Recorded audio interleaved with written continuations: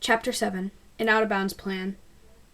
So after about 30 minutes of Def dealing out the plan, and all of us bantering back and forth, we finally came to an agreement on the teams.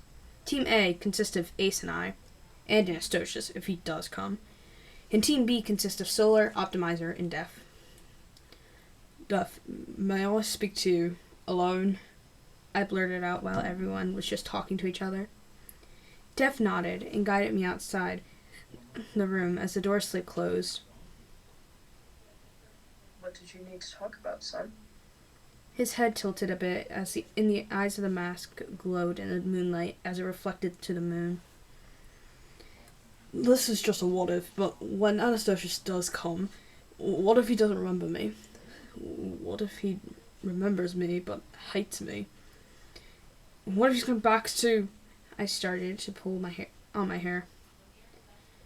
Def reached up and grabbed my hands, holding them. His hands were ice cold, like frostbite cold. He will remember you. Well, he won't hate you. Get that out of your head. It'll be okay. You had, and you still do, you have a strong bond. You just have to trust that I know what I'm doing. Okay? Okay. I could feel the cold tears running down my face as the snow started to come heavier. Alright, let's send everyone home. Then you don't have to go to work tonight, okay? He replied once more, hugging me for a moment before going to the door. You may all be dismissed. Once after that, he turned to me and grabbed onto me from under my arms and pushed off the ground and hovered in the air for a moment. Dad! I shrieked, screaming and squirming a bit, turning myself so I'm holding on to him. It's okay, Will. You're not gonna fall. I got you. He ruffled up my hair with his left hand before holding on to me again.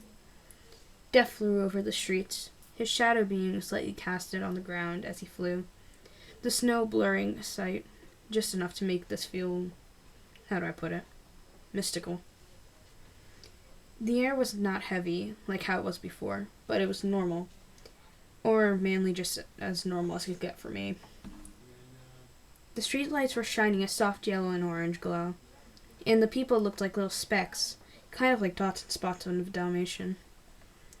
Once we made it to the apartment complex, he put me down on my feet finally. I turned towards Def once more. Are we going to walk back home together? Would you like to?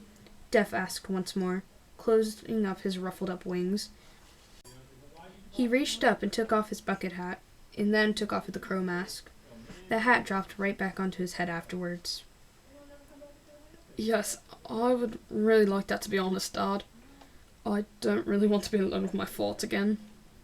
I took off the mask and backed up a bit, heading to the side of the building.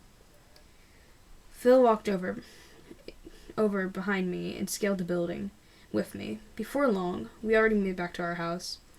Phil was in his room and I was in mine. We both changed as soon as we got inside. The dark blue carpet of my room matched the light blue walls.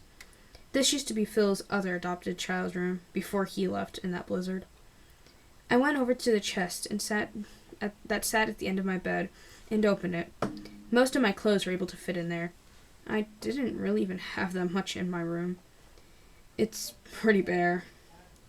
I pulled back a piece of cloth that was on top of the chest. There were 3 things that I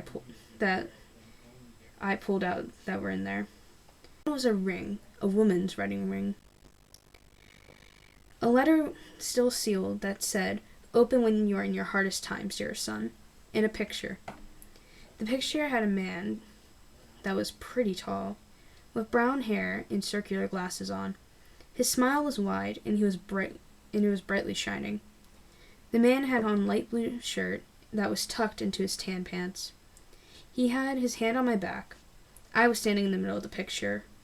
On my left side of the picture was a woman. The woman with blonde hair and was holding a baby wrapped in a light red blanket. She was wearing a red dress with sequins starting at the bottom, then disappearing as they reached the top. Her mouth peeked in the corners, giving her a soothing smile. She wore dark red heels that complemented the dress nicely. I was wearing a suit. I looked like I was enjoying it. I guess I really wasn't as different as I was as a kid. Tommy must have been the baby in the blanket. I turned over the picture. Wilbur at 8 years, and Tommy at 1 year. I rubbed my thumb over it before putting it back in the hidden pocket. I then fiddled with the ring for a moment before putting that away too. I picked up the letter once more. The writing was my mother's. It was like calligraphy and cursive combined. I guess that's how I got my signature. I debated for a moment if I should open the letter or not. No, I shouldn't open it. I can wait. It's not my hardest time yet. I slipped it back in the pocket too. A knock came to the door. Hey, Will? You come in, Dad. I yelled quickly back, closing the chest. I got a message from Anastasius. He's on his way and should be here in the morning. Phil said as he opened the door. I stood up and went over to the clock on the wall, setting a timer for 12 a.m. Will? Phil started again. Yeah, what's wrong? I snapped back. The goddess is coming too. She's showing him the way. Okay, what do you want me to do about it? I snapped again, clutching onto the clock. Why are you so tense, William? Phil shouted. I turned back to Phil. Look, I'm nervous, okay? I'm not sure that we'll be able to save Tommy, and you are not sure that Anastasius is coming too. You just can't rely on everything that your wife can do. What if she's not even real? I only heard you talk about her. I screamed. My face felt like it was burning. Phil sighed. Son, I told you to get those thoughts out of your head. She's real. Your mother is real. That's right, Phil. She was real. My biological father was real too, but now they're dead. Now they're 6 feet underground, in their grave. I was 10 years old, Phil. 10 years old!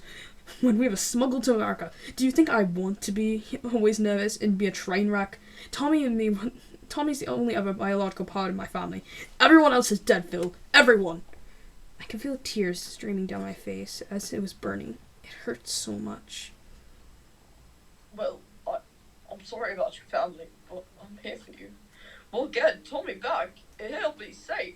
The heroes can't hurt him. That's against all they do and what they symbolize. I started to pull at my hair again. Phil quickly ran over and stopped me, holding my left hand and using his right to pull me into a hug. His hug was tight. I couldn't even move anymore.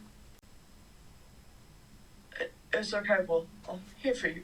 I'll always be here. You're not in this alone. You'll not be alone anymore. He backed up and kissed my forehead. You're my son now. I'll always be here to help you. You're not getting put anywhere you don't want to go, son. He then went back over to the door. I'm sorry for bothering you. You didn't bother me, Dad. I'm sorry I yelled. I was just... You don't need to explain. You've already been forgiven.